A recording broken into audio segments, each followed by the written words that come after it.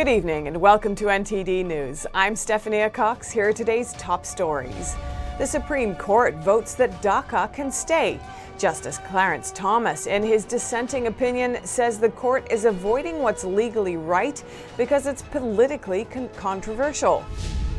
America's top trade negotiator gives his reaction to allegations against Trump by John Bolton, Trump's former national security advisor, who has a tell-all book coming out. More talks between the U.S. and China. Secretary of State Mike Pompeo leads the discussion for the U.S., while Beijing makes familiar demands. The Chinese regime decides to review its controversial Hong Kong law. India says it wants to diplomatically ease tensions with China, but an image said to be the weapon used by Chinese troops in the recent border clashes that killed 20 Indian soldiers caused outrage. Calls to boycott Chinese products are on the rise. And millions of Americans are deferring their loan payments. They're getting help from debt relief programs.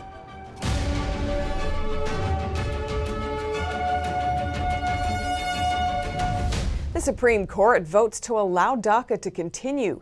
People who arrive illegally in the U.S. as children are still shielded from deportation for now. The current administration says former President Obama illegally enacted the program. The Supreme Court voted down the decision to end DACA. The action allows the program to continue, at least temporarily. The Deferred Action for Childhood Arrivals program, known as DACA, allows those who came to the U.S. illegally as children ways to avoid deportation. It does not provide a path to citizenship. There are currently about 800,000 people eligible for DACA. President Trump sent out a series of tweets referencing the decision.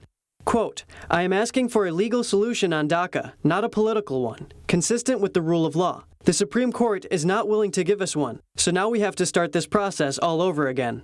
Other tweets say he is seeking more conservative Supreme Court justices and that he will release a list of nominees. DACA was enacted by former President Obama in 2012. The White House feels it was political overreach and not legal.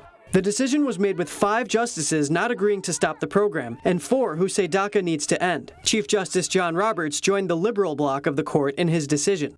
Justice Clarence Thomas says the court's allowing DACA to persist was, quote, "an effort to avoid a politically controversial but legally correct decision." Thomas was among the 4 justices voting to end DACA. Whether DACA ends or stays, the government is looking to pass a comprehensive immigration solution that Congress can agree on. A high number of police officers in Atlanta have recently called in sick. The no-shows are allegedly in response to a former officer being charged with felony murder.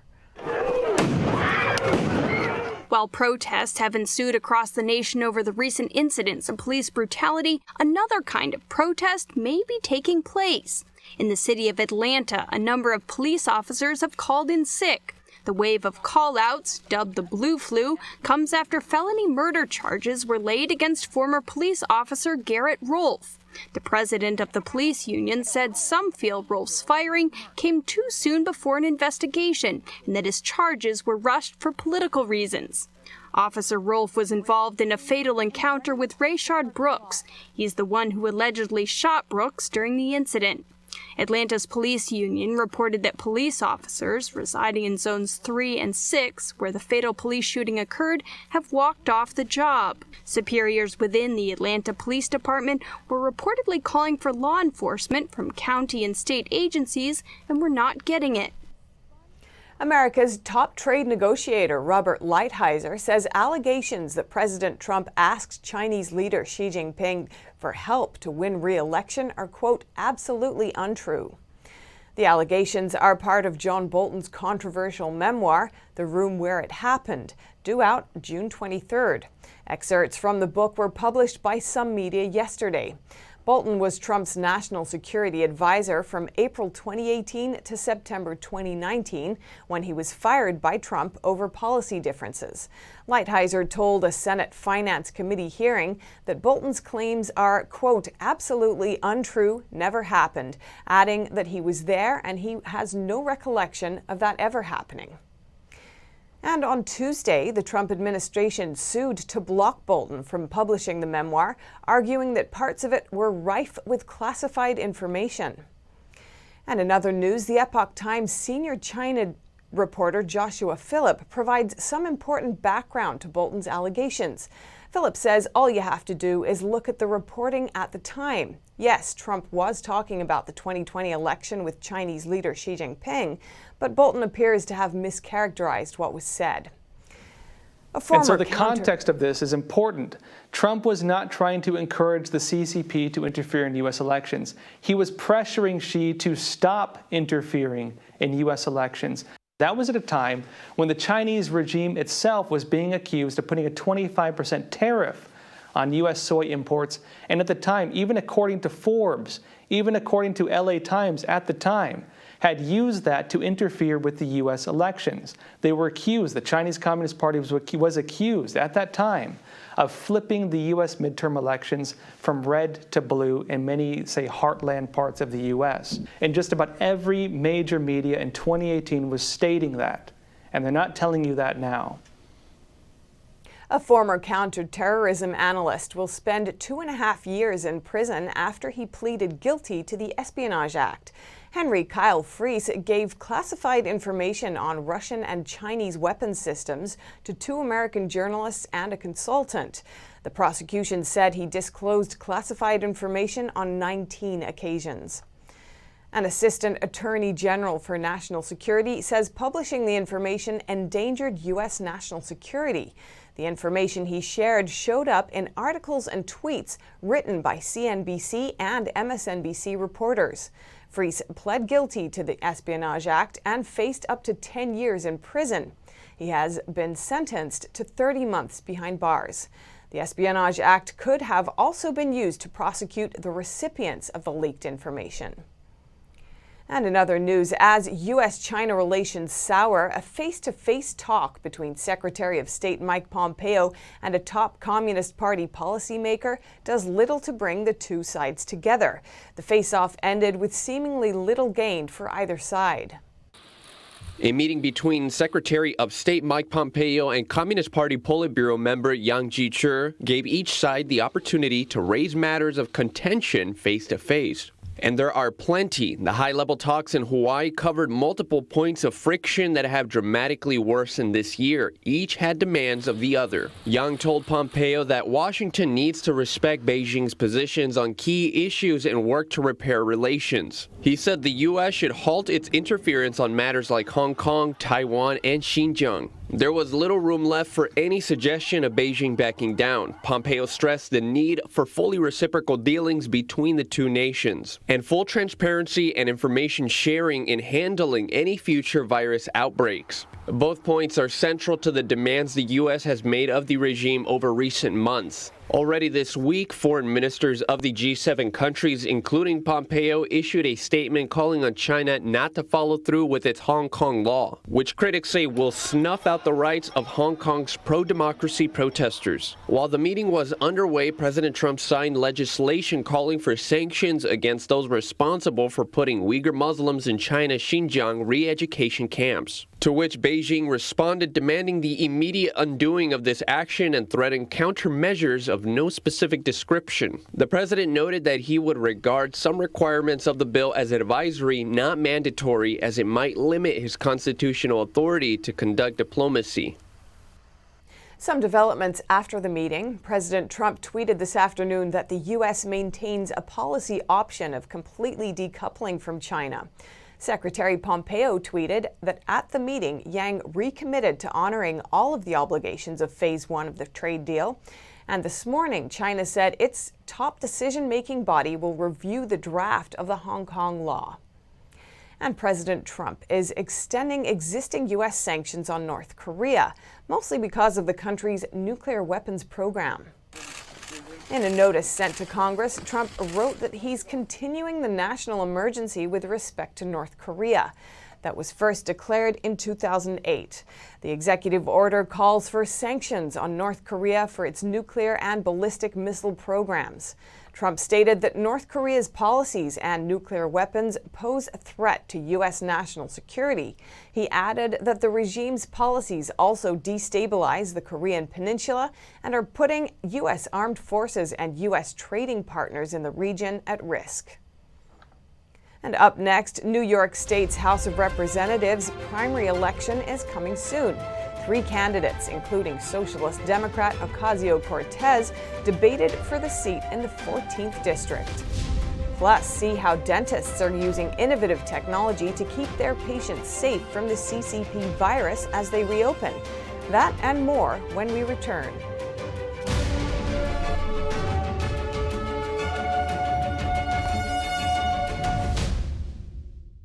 Just how is the Chinese regime forcing nations to choose between the China and American models and punishing countries like Australia and the UK that fail to comply with its demands? How is the Chinese Communist Party exploiting the protests and riots in America following the killing of George Floyd for propaganda? And how has the concept of racism in America been altered by far-left radical groups to fuel the race equivalent of communist class struggle? In this episode, we sit down with Joshua Phillip, an award-winning investigative reporter at the Epoch Times and the host of the show Crossroads. This is American Thought Leaders, and I'm Jan Jekielek.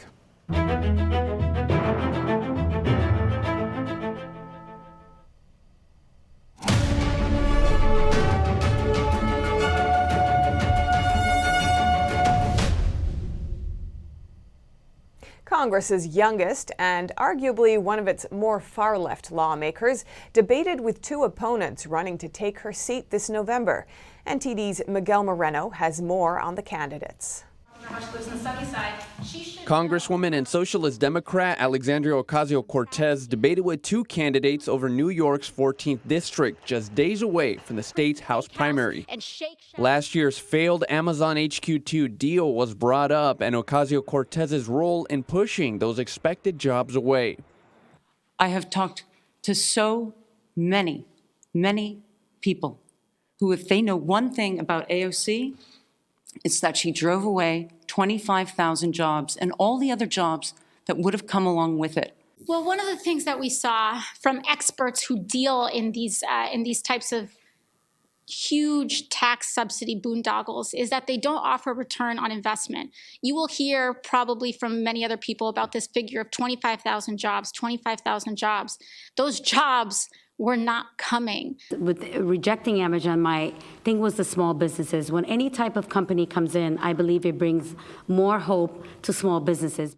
Big names on Wall Street are backing Caruso Cabrera, a longtime CNBC anchor, including the CEOs of Blackstone Group and Goldman Sachs, with thousands of dollars. But she's only garnered about $2 million, about a fifth of AOC's fundraising. Khan is far behind at about $68,000. In light of the pandemic and future foreign relations, Caruso Cabrera says China would be the biggest issue. And we really have to rethink how it is that we are going to make sure that we can rely on our own production facilities instead of relying on China, which has proven to be not friendly, to be anti-democratic, to have treated Muslims so poorly, put them in concentration camps.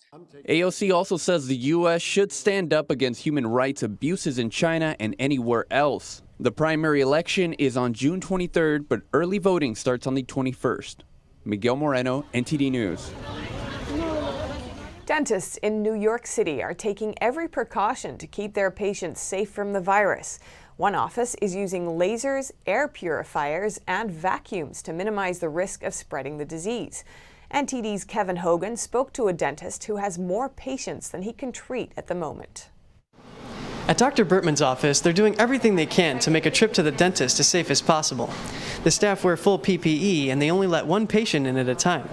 At the front door, the assistant checks the patient's temperature before they can be seen. Everyone follows social distancing guidelines, and they even have air purifiers running 24/7 in every room. We're pretty much prepared for anything. We look like spacemen walking around, but it's something that we have to do, so we're prepared. Dental clinics are reopening in New York City as the lockdown measures are being lifted. Dr. Bertman says he has more patients than he can keep up with. The patients that had issues in the past, prior to 3 months, they've been calling like crazy. They really want to get in. The clinic can only handle a quarter of its usual business because the patients need to be spread out. Now his office is using lasers to clean teeth because it's safer than the usual scrapers. When you're using a Cavitron, it vibrates and expresses water, and the water turns into aerosol. So with a laser, you're destroying bacteria, not creating aerosols. The assistant uses the extraoral suction to take the aerosols out of the air. It keeps the vapors from lingering in the room for hours. That's good virus hygiene. Kevin Hogan, NTD News, New York. Coming up, Indian authorities say they hope to solve the border tension with China through diplomatic means. But a troubling photo has added fuel to calls of boycotting Chinese goods and investments in India.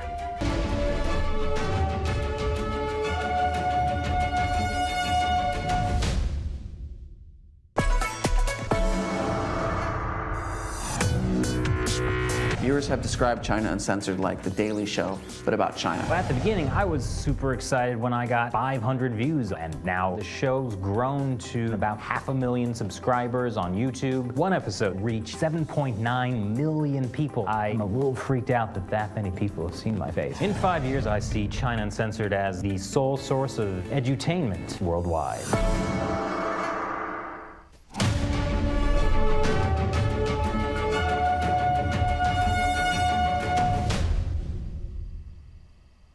Photos from Beijing show the city now looks more like a ghost town. That's as the Chinese capital is under wartime measures thanks to another outbreak of the virus.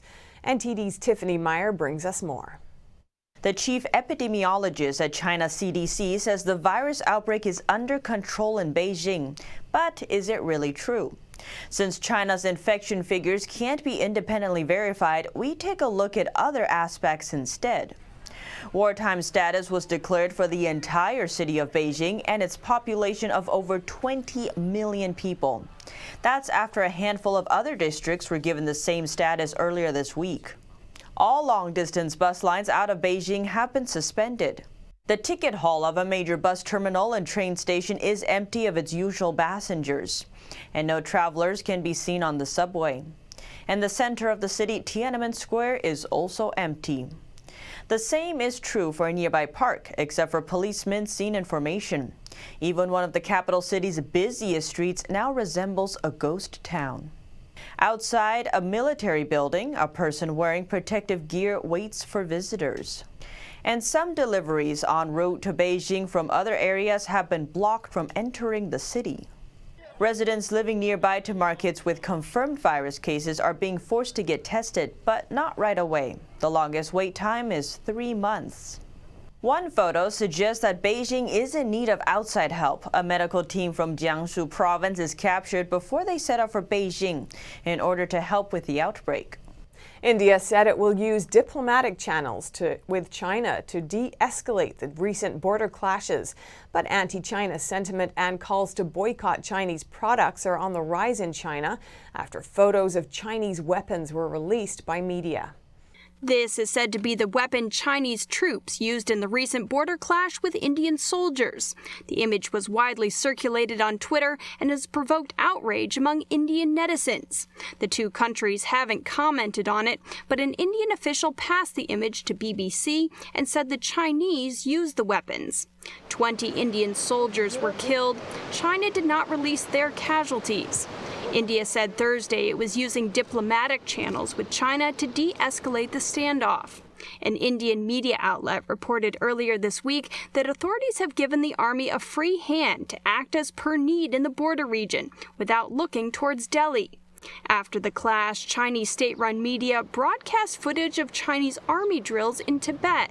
India and China went to war in 1962 over the same Himalayan region. The recent clash deepened sentiments against China, a feeling that's already on the rise in India since the virus pandemic. The virus caused over 12,000 deaths in India. Thousands gathered for the funeral of the deceased Indian soldiers. Protesters chanted anti-China slogans and waved the Indian flag at the funeral. Tensions are also spilling over into the business world. Reuters reports that Indian authorities have told two state-run telecommunications firms not to use Chinese equipment. The instruction is aimed at Chinese telecom part makers Huawei and ZTE. Meanwhile, an Indian confederation of small and mid-sized companies called for a boycott of Chinese goods. We are asking the citizens of India to boycott usage of Chinese goods across country. The organization said the boycott may cause $13 billion worth of loss to China. Amid the tensions, China's smartphone brand Oppo canceled the live online launch of its flagship phone in India. Reuters reported that Chinese brands, including Oppo and Xiaomi, account for 8 out of every 10 smartphones sold in India. China has major investments in India. Many Indian startups rely on Chinese investors like Alibaba and Tencent to raise capital. Earlier this year, Indian authorities pushed through a ban aiming to prevent Chinese capital from gaining strategic stakes in India. Coming up, millions of Americans are still filing for unemployment benefits. What does this mean for the economic recovery? Find out after the break.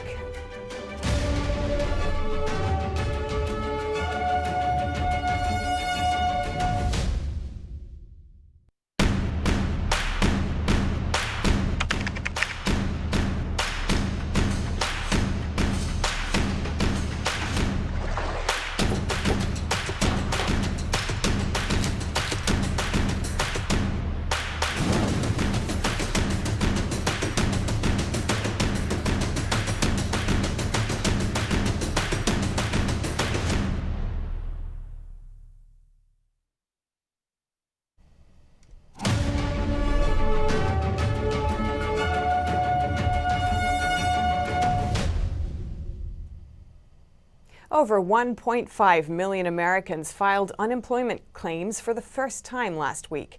It's higher than Wall Street estimates and suggests the road to economic recovery could be long and difficult. 1.5 million Americans filed initial jobless claims last week, just lower than the week before. This is the 11th week in a row numbers have dropped since a record 6.9 million in late March. But 1.5 million is still double the peak during the 2008 Great Recession. Today's report shows continued labor market distress, even as employers hired a record 2.5 million workers in May as businesses reopened. The damage done by forced economic shutdowns to fight COVID-19 has left a deep hole to fill, especially on the employment front. That's despite recent signs of improvement, including a surprise gain in employment and a record rise in retail sales last month. On Tuesday, Federal Reserve Chairman Jerome Powell said 25 million people have been displaced in the workforce. So we have a long road ahead of us. In a sign of the economic hardship across the country, over 100 million Americans have deferred loan payments since the lockdown. Many are now taking advantage of the hardship programs to get some respite. There's over 100 million Americans enrolled in debt relief programs to either postpone or reduce their loan payments. People with student loans are getting the most help. There are over 80 million students signed up. There were only 18 million last month. The number of people getting help on car loans has doubled to over 7 million. Personal loans also doubled to 1.3 million. As part of the government stimulus plan, federal student loans can be deferred until the end of September without penalty. If it's a government-backed mortgage, homeowners should be able to defer payments by up to 12 months. But there's much uncertainty. Some homeowners are having trouble contacting their bank. Because of CCP virus lockdowns, most call centers are closed. Call wait times can be anywhere from 3 to 4 hours. And the call volume has increased 6-fold compared to March. A retail organization says people want this Father's Day to be the best one yet. The National Retail Federation expects consumers to spend $17 billion on Father's Day this year. They report that 77% of the shoppers they surveyed say Father's Day is especially important because we are in a pandemic. They want their dad to have a gift that matters. So what kind of gift fits the bill? 41% of shoppers told the NRF that this year's gift had to be unique or different. 36% said they wanted it to create a special memory. The NRF says each consumer will spend around $149 on Father's Day gifts. That's approximately $10 more than last year. The U.S. Army is going online in an effort to recruit thousands of new soldiers. The military branch has started its Army National Hiring Days. It's the Army's first nationwide virtual hiring campaign. The goal is to recruit 10,000 new soldiers to serve in 150 different occupations.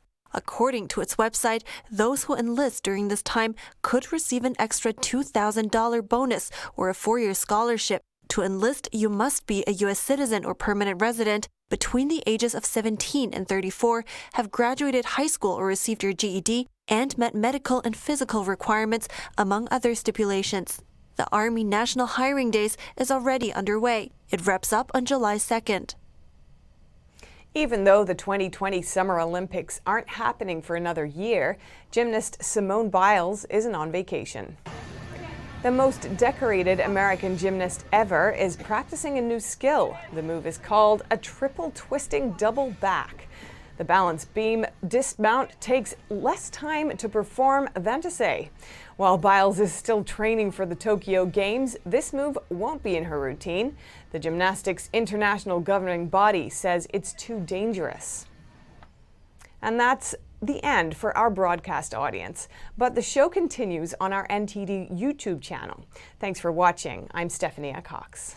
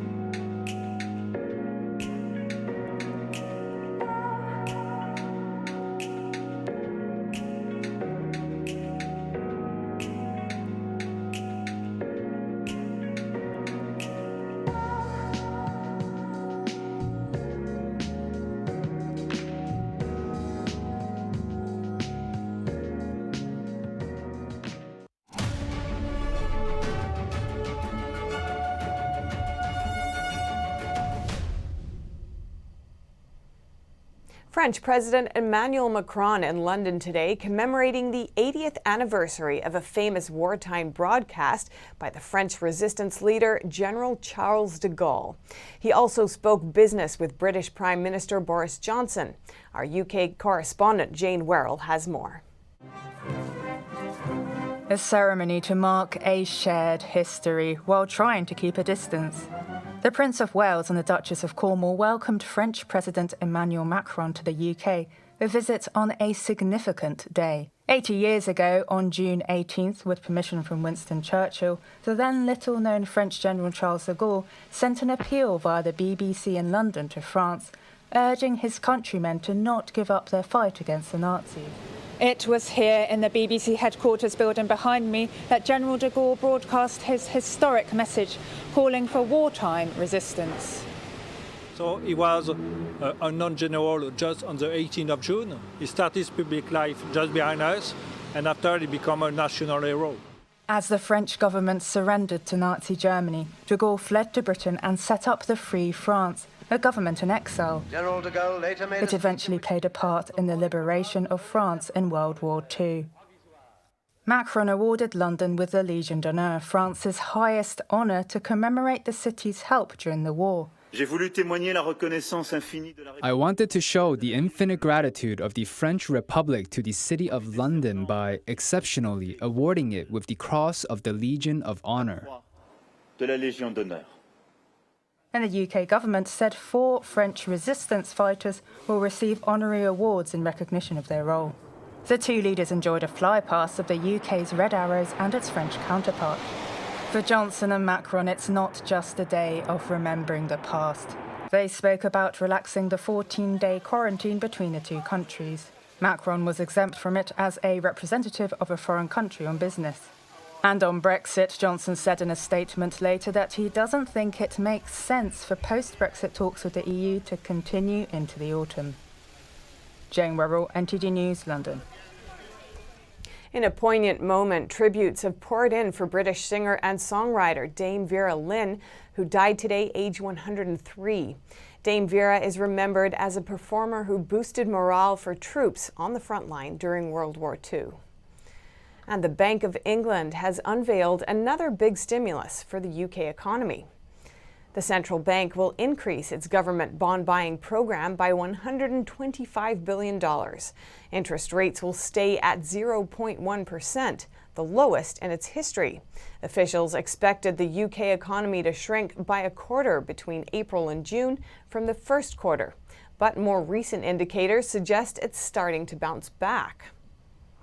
And France says it will move ahead with its digital sales tax even without American backing. The U.S. pulled out of talks today, even though other countries weren't happy about it. France is going ahead with a digital sales tax even without a global deal. Its finance minister is criticizing the U.S. for withdrawing from negotiations. We were a few centimeters away from an agreement for a tax on digital giants at a time when the digital companies are the only ones in the world to have drawn immense profits during the coronavirus crisis. So it is a provocation. Treasury Secretary Steven Mnuchin pulled out of the talks last week. He said the negotiations were at a standstill and countries should focus on public health instead. France says digital companies are profiting off of 450 million European users, but they don't pay taxes. The U.S. is the only one blocking the global agreement, and the remaining countries sent a joint response. They want a fair tax on digital companies. Whatever happens, we will apply a tax on digital giants in 2020 because it is a question of justice, and I want to tell my American friends that we will not be the only ones doing it. That today, many states in the world, in Europe in particular, whether it's in Austria, Great Britain, Italy, in Spain, want to establish a tax on digital giants, and we will do it. Governments are now focusing even more on digital taxes to help deal with post-pandemic economic challenges. A new monument in Berlin has an innovative design to honor the heroes of democracy from 1989. Towards the end of that year, East German protesters took to the streets and helped bring down a communist regime. NTD's Germany correspondent Christian Watchen reports. In the heart of Berlin, a new monument is being built. It is dedicated to those ordinary citizens of East Germany who stood up for freedom in the face of tyranny 30 years ago. Large-scale demonstrations helped bring about an end to the communist regime and usher in a united Germany. It's an unusual monument, a huge movable bowl-shaped platform that invites visitors to experience it. The people themselves actually bring the monument to life, so if they manage to communicate with each other while on the movable bowl, to move together in one direction, to jointly apply their weight, they can change the position of the bowl. The designers call it a social sculpture. The bowl will have 2 slogans inscribed on it that protesters chanted: "We are the people and we are one people."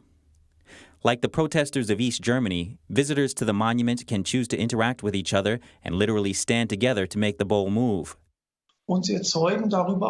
They also create a vivid image, and this vivid image, of course the image of demonstrators, reminds us of the peaceful revolution of 89-90 and also honors the courageous citizens of the GDR who took to the streets at that time. The project took over 20 years of discussion, budget hiccups, as well as some controversy to get to this point. Critics took issue with the location and the design, and some said there's no need for a monument since another already exists. Brandenburg Gate came to symbolize Germany's division and reunification. The new monument is located next to the Berlin Palace, which is currently being rebuilt and will house a large museum. The construction of the monument behind me is slated to be completed by the end of next year. Zionists are optimistic that Berlin residents and visitors alike will appreciate the new way to remember the men and women who helped topple the Berlin Wall. Christian Wotjen, NTD News, Berlin. Now more news from Europe. An EU report ranks China as priority 1 worst intellectual property rights offender again. NTD's Neil Woodrow brings us more. Thanks. Welcome to NTD UK, bringing you UK and European news. I'm Neil Woodrow. A report into the state of intellectual property rights, IPR protection in Europe, says more than 80% of fake goods seized by EU customs authorities originate from China and Hong Kong. The European Commission report says China continues to be a priority 1 country for the EU because of the scale and persistence of problems in the area of IPR protection and enforcement. The report says forced technology transfer by China is also an increasing problem. IPR-related industries are vital for Europe's economy. They account for almost 40% of all jobs in the EU and generate $7.4 trillion annually.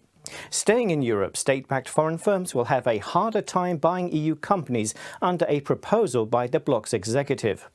According to the plan, the European Commission must be informed if a foreign company bids to buy more than a 35% stake in an EU company, if that bid is backed by significant state aid. Failure to report could lead to fines or a veto of the deal.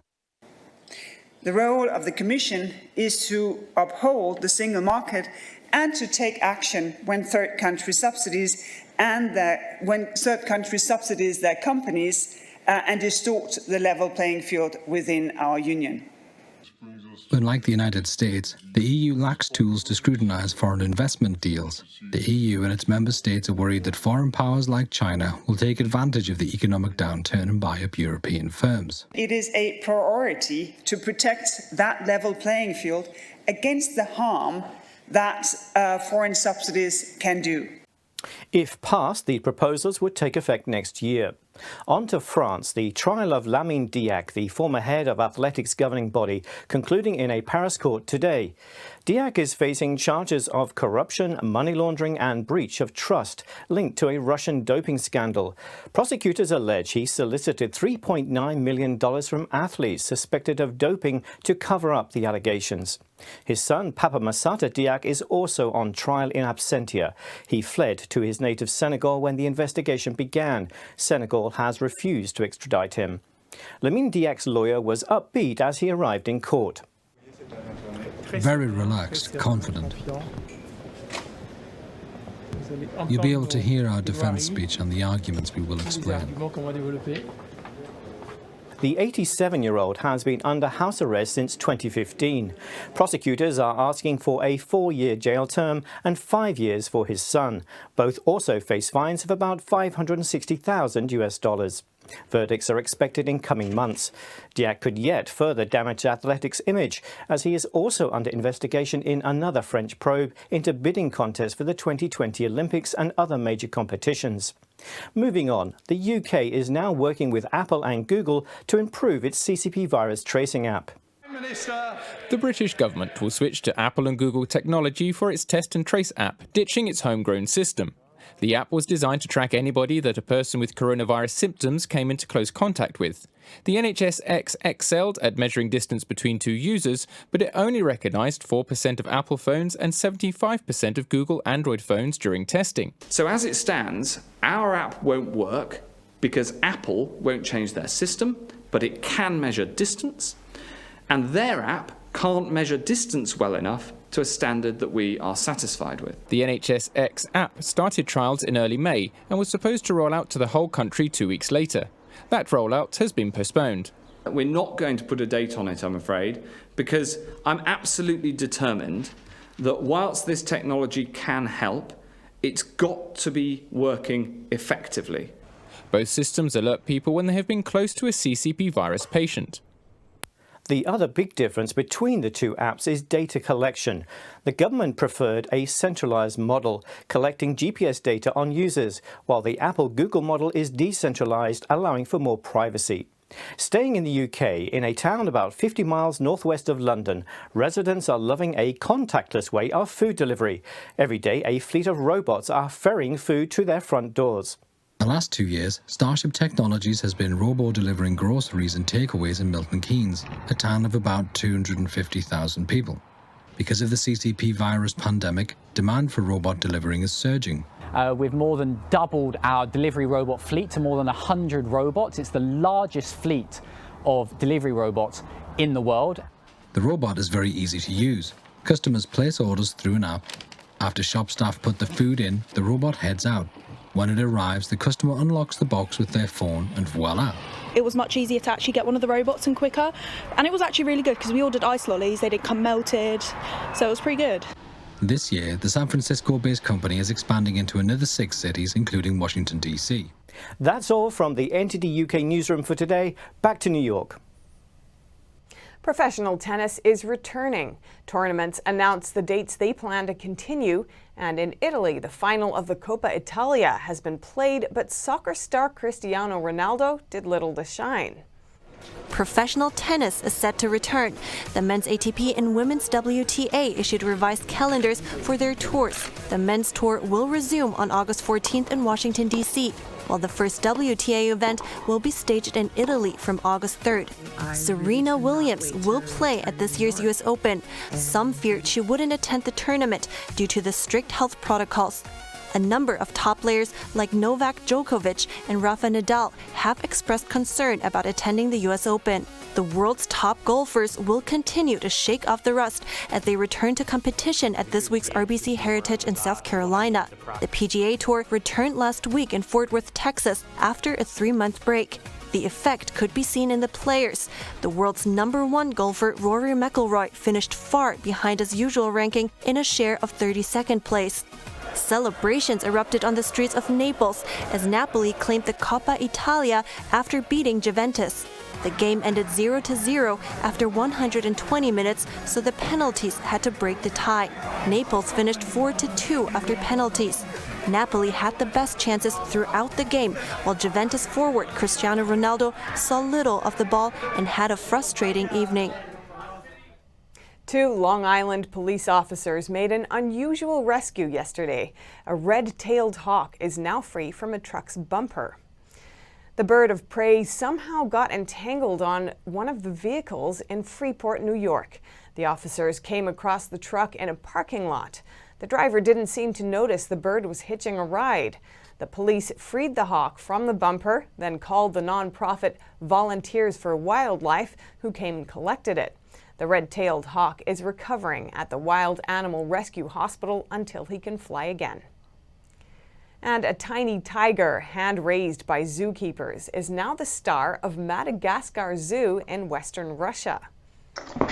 The cub and his 2 brothers were born in April, but were rejected by their mother. Since then, they've been fed and cared for by zookeepers.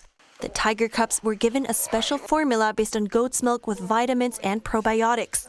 It was very difficult, especially during the first weeks, when he was taken away from the mother because he does not understand why there is no mother's milk, but instead there is goat's milk. They fed him 6 times a day and took night shifts to monitor his condition. Like a young child, he eats little but often. Now small pieces of meat have been introduced into his diet. He also enjoys regular visits to the zoo's vet, Alexandria OcasioCortez, who closely monitors his health. Great. His condition is very good. His temperature is normal. The mucous membrane is good. There is no problem with eyes. A healthy baby ready to eat. Despite 2 of his sibling cubs have already been sold to other zoos, this little feline is not alone. He has a canine companion. The zoo's dog, Lilu, has developed a close bond with the cub, and visitors can watch them play together. This is our first experiment of this kind. We have a dog. She's very loyal to kittens. And as an experiment, we have brought her into the cage with tiger cubs. So she looked after them when we took the tiger cubs for a walk. The zoo's manager explained that it's common for zoos to sell animal offspring. The remaining cub will also head off to another zoo soon. And that's all for today's news. Thanks for tuning in. I'm Stephanie Cox.